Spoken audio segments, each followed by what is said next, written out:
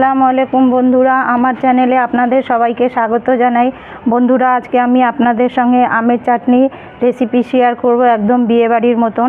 চলুন তাহলে রেসিপি শুরু করি। সবার প্রথমে আমি গ্যাস জ্বালিয়ে গ্যাসের মধ্যে আমি কড়া চাপিয়ে দিয়েছি। এবার দিয়ে দিচ্ছি জল। এবার এই জল ফুটে ওঠার অপেক্ষায় থাকবো। জল ফুটে উঠেছে আর এদিকে আম ছুলে কেটে আমি ধুয়ে নিয়েছি আর দিয়ে দিচ্ছি জলের মধ্যে, ফুটন্ত জলে। এটা আমি 2 থেকে 3 মিনিট সেদ্ধ করে নেব।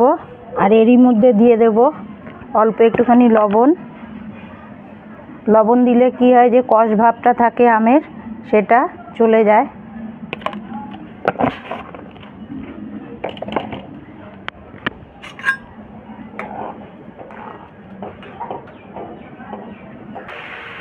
দেখুন আম সেদ্ধ হয়ে গেছে।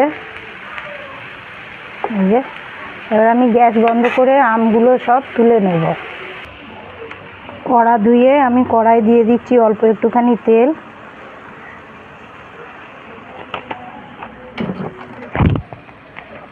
এই দেখুন আম কিরম গোটা গোটা রয়েছে, অত সেদ্ধ হয়ে গেছে। ঠিক এইভাবে আম সেদ্ধ করে নিতে হবে। এবার কড়ার মধ্যে দিয়ে দিচ্ছি অল্প একটুখানি 5 ফোড়ন।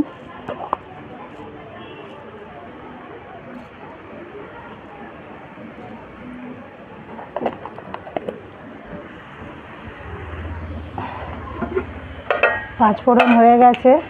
এবার দিয়ে দিচ্ছি অল্প একটুখানি জল।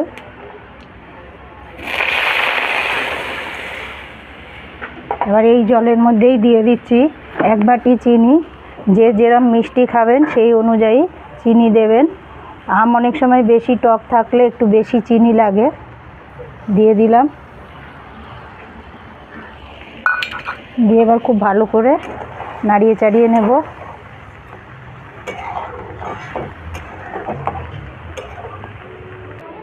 চিনি গুলে গেছে। এবার এই চিনির মধ্যেই দিয়ে দিচ্ছি আম।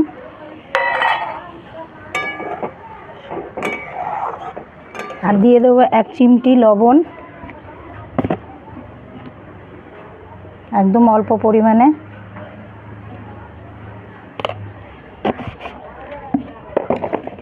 এবার এই চিনির যে শিরা রয়েছে, এবার এটা আমি গাঢ় হওয়ার অপেক্ষায় থাকবো।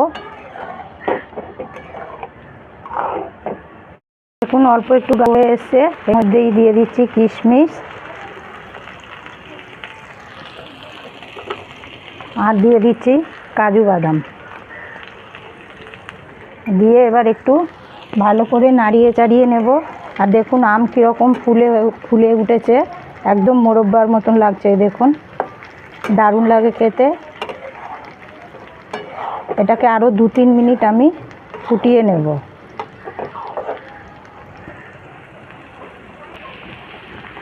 দেখুন একদম গাঢ় হয়ে গেছে। এবার আমি গ্যাস বন্ধ করে দিচ্ছি।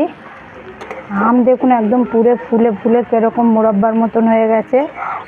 আর চিনের যে শিরা রয়েছে, যে রস রয়েছে, সেটা আপনাদের উপরে নির্ভর, যে যেরকম গাঢ় পাতলা খাবেন সেই রকম রাখবেন। তৈরি হয়ে গেল আমার বিয়েবাড়ির স্টাইলের আমের চাটনি। বন্ধুরা, আমার রেসিপি যদি আপনাদের ভালো লাগে তাহলে প্লিজ আমাকে সাপোর্ট করবেন, আমার পাশে থাকবেন আর পুরো ভিডিও দেখবেন। অনুরোধ রইল আপনাদের কাছে। লাইক শেয়ার কমেন্ট করতে ভুলবেন না। দেখা হচ্ছে আবার পরের ভিডিওতে। আল্লাহ হাফিজ।